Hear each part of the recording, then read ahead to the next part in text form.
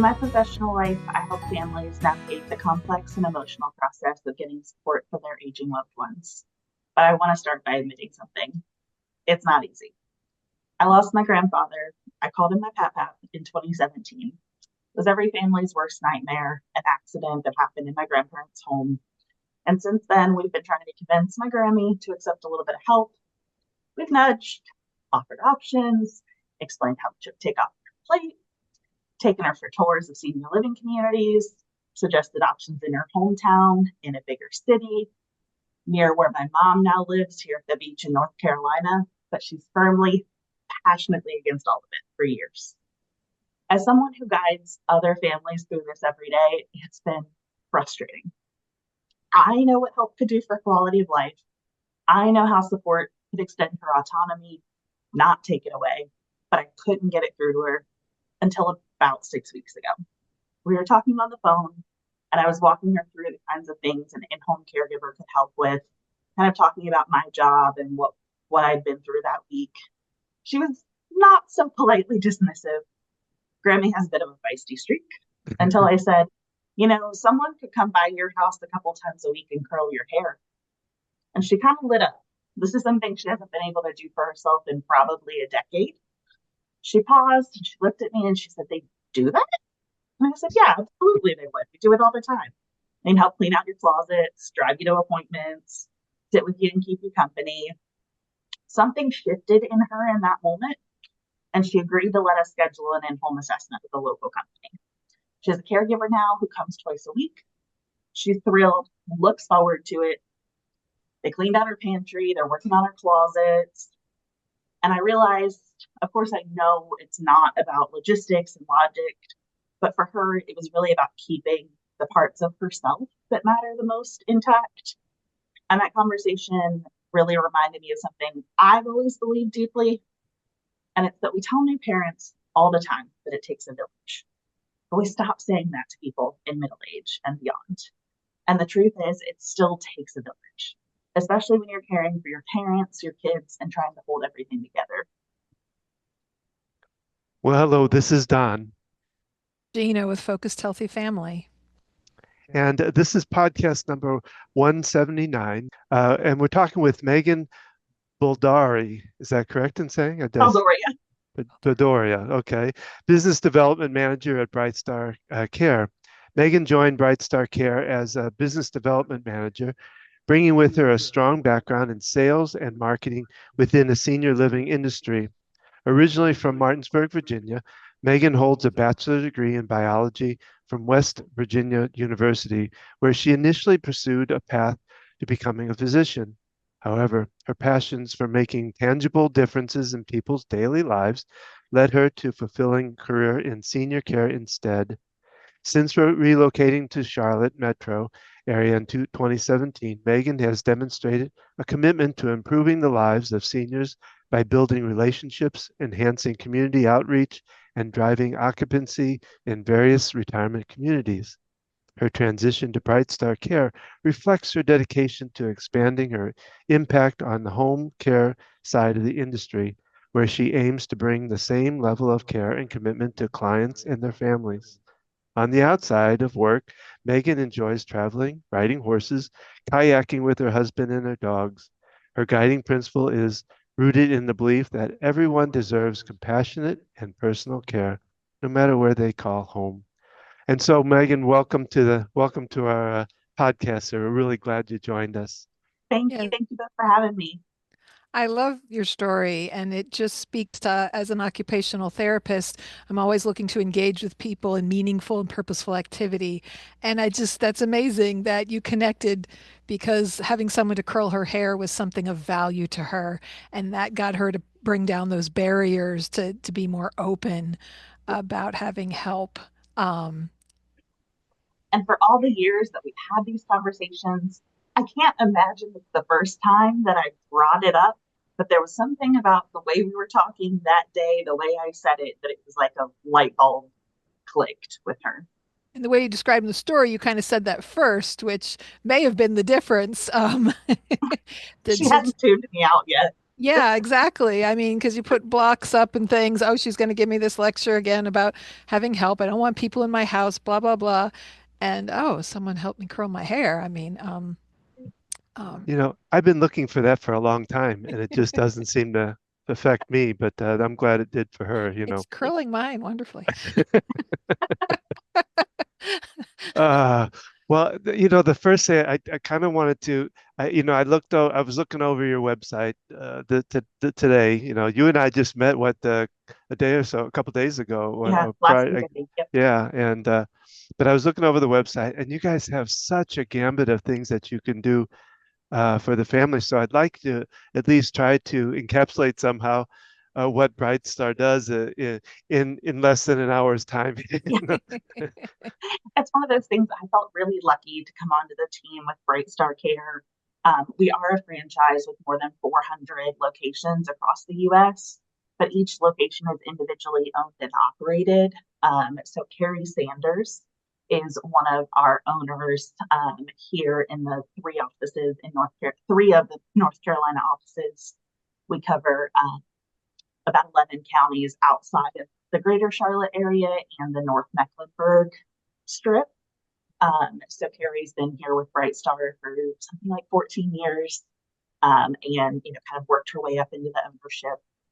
And the really special thing about BrightStar Care is that we're not limited to doing only the non-medical things. So of course, we can really kind of guide our clients from early of just kind of needing help with maybe we're no longer driving anymore. We need someone to help us get to our doctor's appointments all the way through kind of end of life. We can do non-medical so we can help our clients get ready for their day. We can do things like curl their hair, help them clean out their pantries, but we can also do medical things. We can do wound care. We assist clients who have ventilators. We have clients on feeding tubes, so our nurses can come out to the home anytime, any day, 7 days a week, 24 hours a day. We're really here for our clients. And we offer nurse case management as well.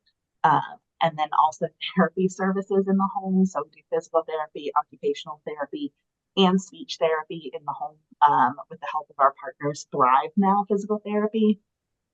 So we're really, when somebody gives us a call, we're able to kind of do everything for them. We partner really well with palliative and hospice care groups as well. You could use both at the same time. We do that all the time. So really our goal is to be an extension of our clients' families. We want them not to feel like just, someone's coming in for a shift with their loved one, but that they've brought in another person who's going to love and care for their family member the way that they would. So last week, talked about the difference between home health care and caregivers at home services. So it sounds like you incorporate both. It sounds like you kind of outsource the therapy component. The nursing part is within BrightStar that you. So we do it. It's kind of an interesting relationship there. Thrive Now, they work out of the same office that we do. They have the children's therapy clinic even here in our office as well. So while they're technically two separate companies, we kind of function as if it's all in-house. Everybody's here together physically. So the interdisciplinary teams work really well together. So we really are able to kind of roll it all in as one great service to offer. That's wonderful. And just a question about typical caregiver services aren't gone through insurance, but I know nursing care can be. So is that something you navigate as well? Absolutely.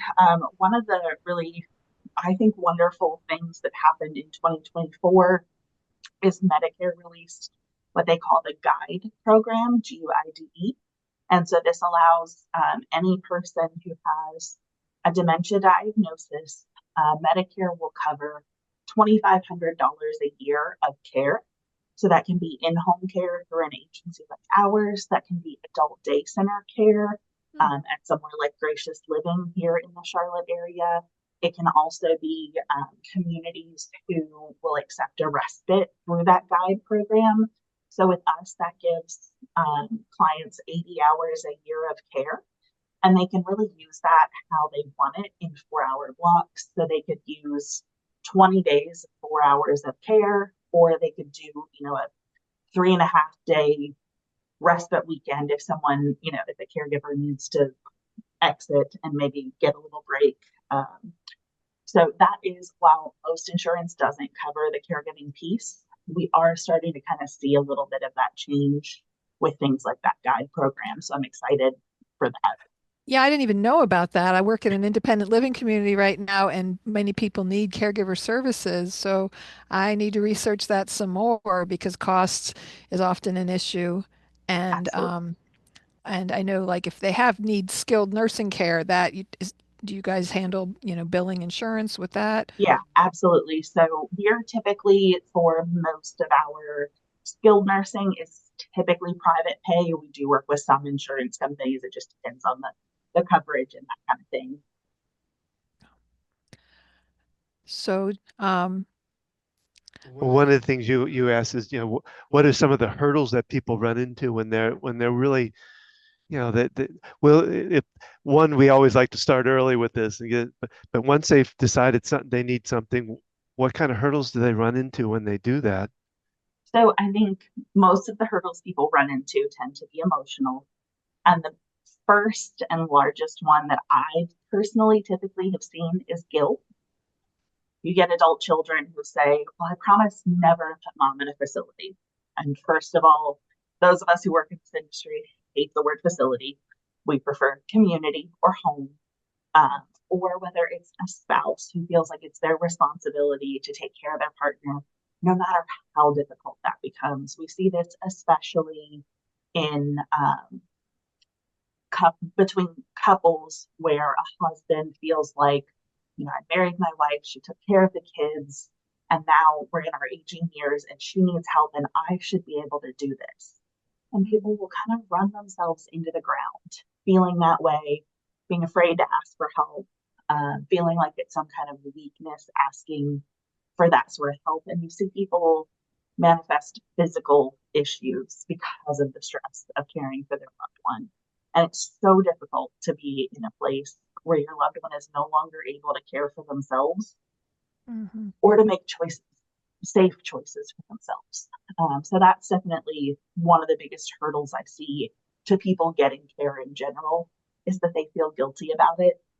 And that's what I feel like it's my job to remind them that those of us that work with seniors, we're here because we love it and we're here to support you, whatever that looks like. And I think a lot of people too, there's a term we call anticipatory grief, Mhm. which is grief that people experience before they lose their loved one. When someone's seriously ill, when they have a condition like dementia, and you're really kind of watching your loved one's personhood change into something that you're not used to. And so people kind of more in this gradually as they lose their personality, independence, and even their relationship the way it once was. And that is probably the other thing that's the most difficult for people, because they have this image of how their parent or their partner or their aunt or their uncle, whoever that loved one is that's aging, has been for the last 20, 30, 40, 50 years. And what life is like on the day to day now can be so different. And it's emotionally gut wrenching. It certainly is. My dad had Parkinson's, and in his later years had dementia. So that's exactly the experience that we, went through. And you said a powerful thing in your introduction about it takes a village. And I don't know if helping people to kind of think about in that aspect, just like raising kids, you need support. They're going through special challenges, special medical issues, whatever's going on with the person. Um, that it's okay to have outside help and support, just like you would, with children. And it's I've been working in senior care for about 6, 7 years now, and I'm in my early 30s now. So when I started, I was in my mid to late 20s. So kind of that age where everyone around you is having babies has been kind of where I've been the past decade or so.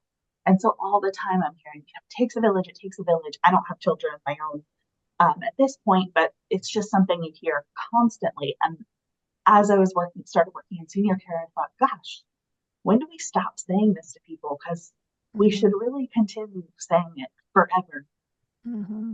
Yeah, it's powerful because people used to live close to their loved ones and it was easier. I know, Don, you talked about with your grandmother, she traveled around to different families' Oh God, houses. yeah. Not that that was ideal, but you lived close enough to each other to be able to do those kinds of things. And obviously, families that kind of grew up in this, same home, right there with each other, that's often not the case now, and it is more challenging. You have children who live states away or busy traveling, and people moved. I see it all the time, especially in the greater Charlotte area. People moved here because they got to that place in life where they needed support, and one of their kids lives here, and so now they're here. Um, and Yeah, so just even though they have a child here, they're still busy and they've got their own family, and there's still that component that it's not um, necessarily everything they need for support, and just knowing what companies are out there and what different services are out there. I'm just excited to learn more here about BrightStar because I don't know how long have they been in the area? So the our office here in Cornelius was the first one that opened. It was originally in Concord 14 years ago. The Okay. Gastonia office has been here for 12. And then Carrie actually just opened the Denver office back in September. Okay. Okay. I've Never heard kind it of and I've go around Charlotte. associated I've associated it with pediatrics, probably because I'm an occupational therapist and I might see physicians and on the pediatric end of things. But Actually, of course, most of our business is geriatric, but we do actually service pediatrics through geriatrics. So we can assist people with children who need help at home as well, whether those are medical needs or a parent with a child who really needs a caregiver, and maybe their primary caregiver needs a break or needs to go to work or those kind of things. We can do that too.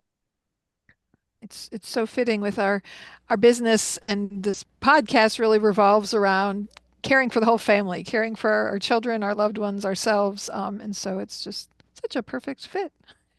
Us too.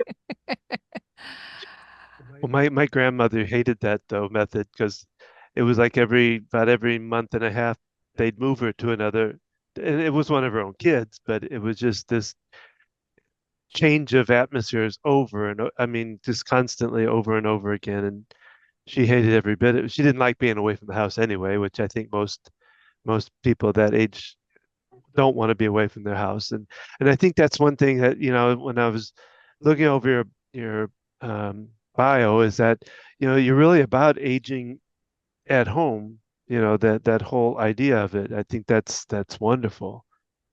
I think too that's probably, at least it seems, watching trends in the industry, that seems to be where people want to be. Mhm. People want to stay in their homes. They want care to come to them. If they do go into a senior community, the trends we're kind of starting to see are smaller communities. We're seeing a lot of what we call family care homes here in the greater Charlotte area. So 6-bed communities that were either homes converted into a community or built from the ground up to be for senior care, but to be small. So you have, one or two caregivers there, more one-on-one care, especially for people who are experiencing any sort of memory loss. Those living situations seem to be the way the industry is moving. When I think even we've been looking a lot into even technologies and things like that are getting more and more wanting people to be at home and doing the technologies that can keep them at home. Do you guys do a lot with technical things with So we don't, I think we're kind of starting to see that through the industry in general.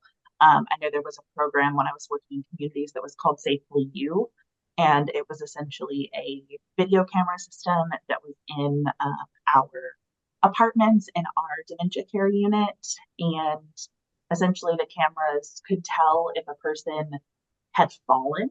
And what they would do is they only recorded during a fall. So they would essentially back up, record for a few minutes, and then they would call the community. And that way somebody would answer. It would say, a resident in apartment 16 has fallen. The caregiver could go in, check on the person, and then also review the footage to see what caused the fall. So I think we'll start to see a lot more programs like that, and they worked really well. I was back in we called it Revere community where I worked, and I had gotten down on the floor to get something, to pick something up, and the community got a call that someone was on the floor, and it was me. That's funny. I love that technology because, yeah, I work with patients all the time, and a lot of times because they fell and they don't remember exactly what happened. So that's kind of a neat ability to kind of see what, contributed to that fall, because that's often a big mystery. I don't Yeah, know. I just got absolutely. up out of Especially bed and I fell. I don't know what happened. especially people with dementia that, I don't know, I found myself here on the floor, and there's Yeah. really, it could be, I mean, we couldn't have rugs on the floor in the community, but especially in a home setting, it could be the foot on a rug, or, Mhm. whatever, slipped on a dog toy, whatever it may be. And sometimes that thing has moved, or you've crawled somewhere else and that's not even actually where someone fell. Yeah.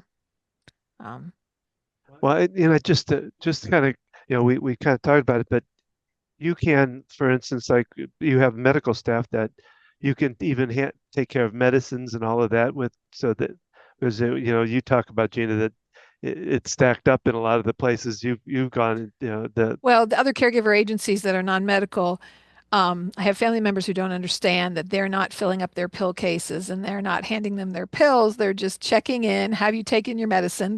The good ones will actually look in the pill case and see.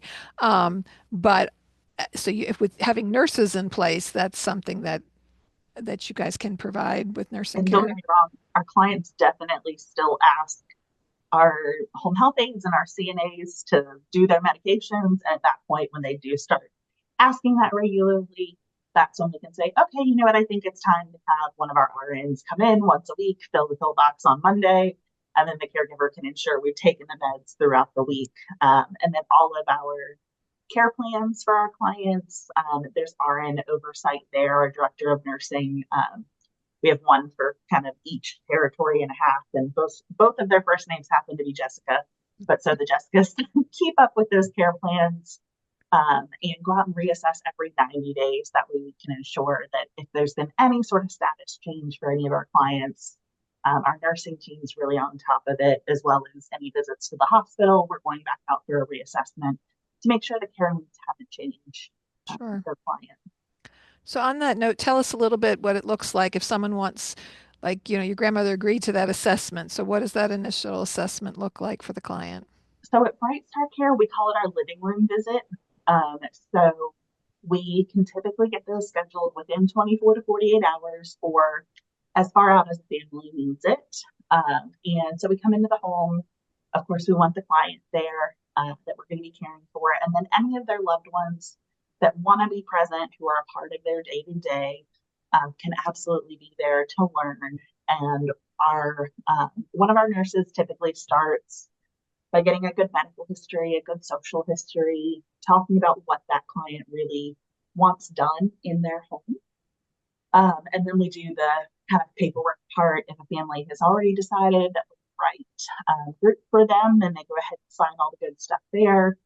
And we talk about when they'd like to get started. And we can typically get care started again within about 24 to 48 hours. And if they haven't decided yet, then we leave them with their little book of bedtime reading, as we call it, that has all the information on BrightStar Care, as well as just fun information for people to read through when they can't sleep. And then they typically will give us a call back and say, you know what, we think we'd like to move forward with you. And that's when we do the paperwork and get care started. But so it's a pretty simple process from phone call to care start. and then that form covers all areas of what you do. I mean, it covers the therapy, the anything. Does Yes. it assess then what that they need occupational, or that they need the what they thrive, or one of those to come in, or any of that? So yes and no. The RN makes her suggestions with that assessment. But so for anything that's skilled, we need a physician order. Mhm. So if we want therapy, occupational speech, if we've got some wounds that need care, we'll talk through those things that the family wants to have done in the home. And then either they can reach out to their physician or we can reach out to the physician on their behalf to get orders for those things, just to make sure that we know everything we're doing is exactly correct the way the physician wants it to be done. And then we can move forward with skilled nursing care. And is there a typical amount of time that you spend with the patient? Is it like every day, or I guess it depends on the assessment, or? It depends on what the client wants. So we spend as little as 1 hour with our clients. We don't have any hourly minimums up to 24/7. So we have some clients where really we just see them to take them to appointments, to take them to groceries, for errands.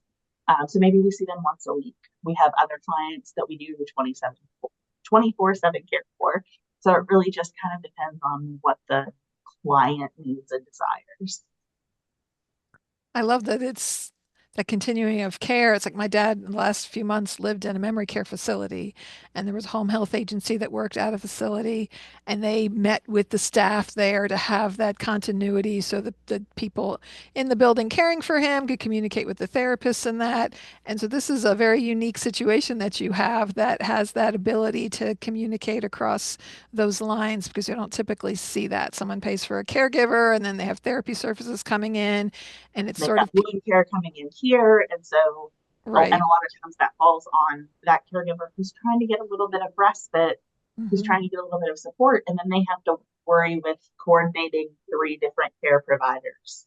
And Sure. so at least here it's all one phone number. Yeah. By the way, we lost it. Did you lost consciousness or something? I don't know. Um, We have your list of I thought you were going to lead more. That's why I was waiting. questions. So yeah, no, I just, it's great learning about the service and to, our listeners out there who are juggling this to know. And there are smaller agencies, but there's a minimum often. And we talked about that last time when we interviewed Stewart. Stuart, um, that smaller companies because people want to work a set number of hours. They don't want to just work an hour here and there. The larger the company, the more ability you have to be able to provide that hour care at a time that some people that's all they need and they can only afford the minimum of what they need. And so um, it makes a difference because you're right. People need to be driven to appointments. People need looked in on medication, shower assistance, all those things that don't take a whole lot of time. um, And we're a little bit unique too in that we're staffed 24/7. oh, So someone live and local answers wow. our phones 24/7. Just so Wow. happened to be my on-call this weekend, this last weekend. So one of Okay. us every weekend, every evening when we leave the office, takes the on-call cell phone home with us. So if you have an issue at 11 o'clock at night, we have 24/7 nursing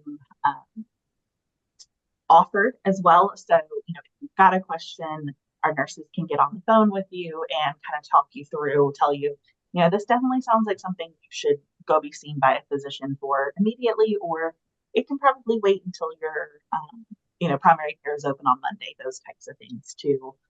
But it's just kind of nice to have that support where when you call, you're getting the voice of someone you know. That's powerful because, as we all know, just anywhere we call doctors' offices, we're not getting a real person. And I think that probably appeals to a lot of people to know that they can call after Anytime, yeah. hours and actually get to speak to someone and not just a voicemail service who can just take down your information. And yeah, that's very And it helps us unique. provide better care to our clients too, where if a caregiver calls out, late at night for a shift tomorrow at noon, we already know to be working on that at, 6, 7 a.m. People are starting to wake up. So, less opportunity for a client's shift to be missed, even if somebody's sick.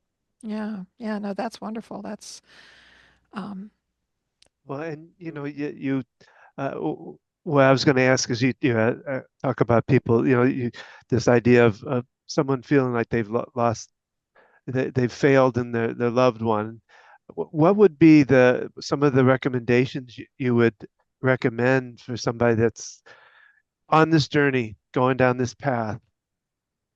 The first thing I would say would be anyone who is feeling like they've failed their loved one, if you're having that feeling, that's really how you know that you haven't failed your loved one.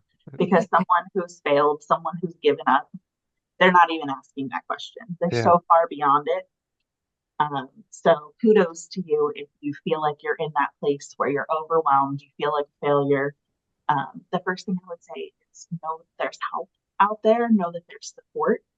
Um, that so we talked a little bit about earlier about, our services are private pay, and that's not affordable for people. But there are other services out there. There's a great program in North Carolina called the PACE program. The greater Charlotte area are specifically a senior TLC, and they do all inclusive care for the elderly.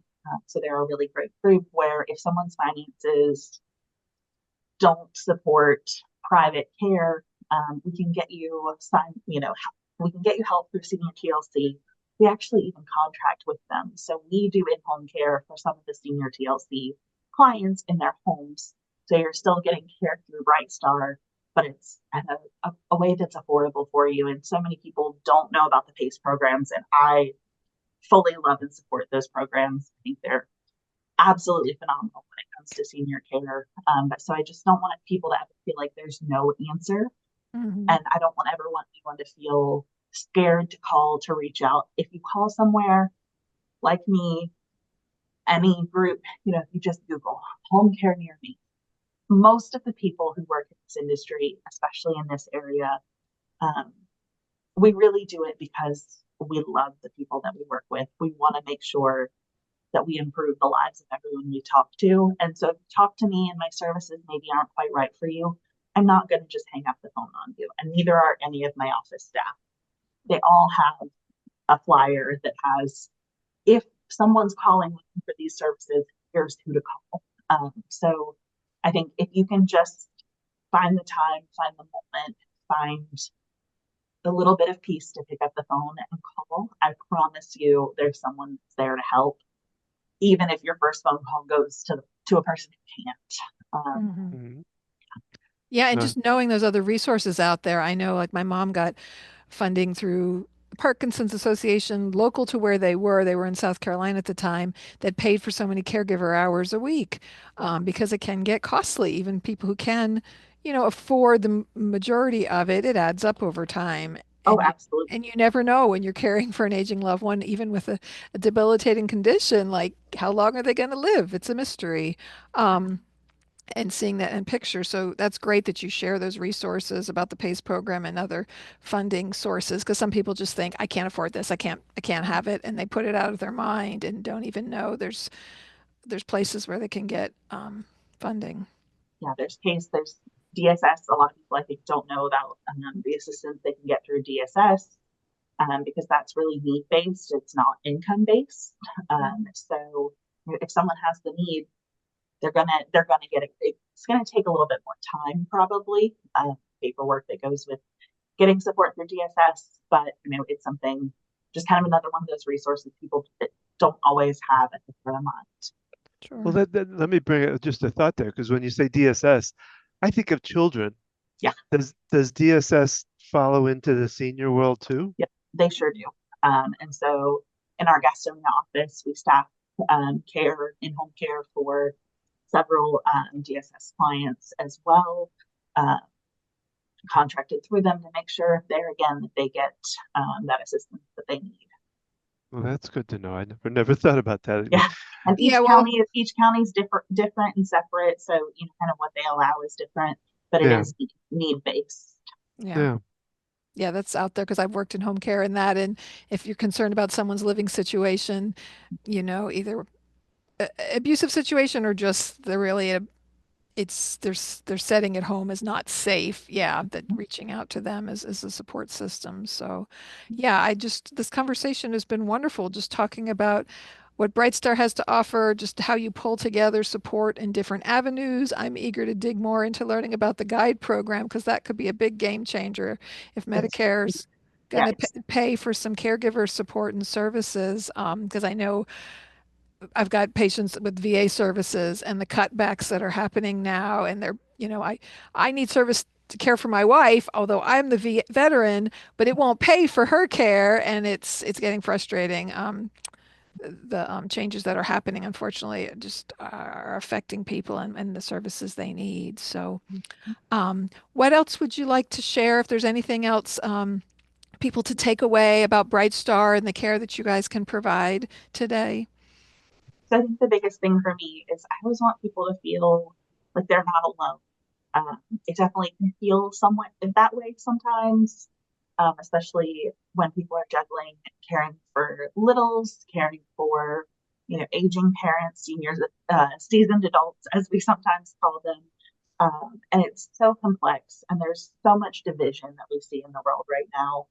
But I think at our core, human beings are resilient and show up for one another. And I I should learn to do this a little better in my own life. But when you're feeling like a burden, try and pause and ask yourself, if the roles were reversed, would you see this as a burden? Because the answer is probably no. And reaching out for support is one of the strongest things that you can do. It's not a weakness. So wherever you are in your journey, whatever you're doing right now, it's enough, and you are That's wonderful. That's beautiful. And how can just real quickly, how can they connect up with BrightStar? Yeah, absolutely. So you can go online to find us. You can brightstarcare.com and you can search by zip code. You can also reach out to me by phone, by email, even if, like I mentioned, BrightStar Care, we are a franchise. So if someone's not is in one of the other local franchises, I can also get you connected to those people. And we'll put all that up on the description too. So, but just wanted to kind of share that. But we really thank you. This I've learned a couple of things just this today alone, which we try to do every day when we do this. But this is great, and the story you told was wonderful too. That I hope your grandmother continues to go down the road of healthcare that she needs and all that. It's, and it's wonderful that she has you to help provide that support and do it in a way that worked for her because, yeah, that resistance can be um, so powerful. So thank you again for being here today and joining us. And we thank our listeners for joining us. I hope you enjoyed this podcast today. We'd love to hear from you. We'd love to hear comments and feedback. If you've enjoyed this interview today, let us know and let us know other topics that you'd like us to cover. Please check out our website at focusedhealthyfamily.com. Learn how we can assist you on caring for your aging loved one. Every Tuesday night, Don does his EFT tapping via Zoom, so 7 p.m. Eastern Standard Time. You can learn about what EFT tapping is and join in on that experience. You can see this as well on our website. You can find us on Facebook at Focused Healthy Family, Instagram, Focused Healthy Family 1, YouTube. Again, if you're listening to this, you can also see all our podcasts now on YouTube. And join us every Thursday when we air a podcast. And remember, how you speak to your children and your loved ones today shapes their future and yours.